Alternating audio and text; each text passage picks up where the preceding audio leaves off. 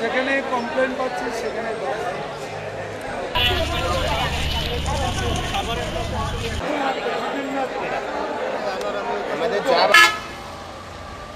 সব ময়লা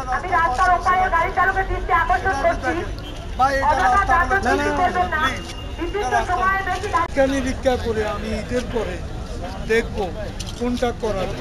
এই যে বললেন কিছু ফুটওভার ব্রিজে কেউ উঠতে পারে, তো এরকম ফুটওভার ব্রিজ করে লাভ, আমি গ্যারান্টি দিচ্ছি এটার কিছু হবে সাথে। আপনি জানেন না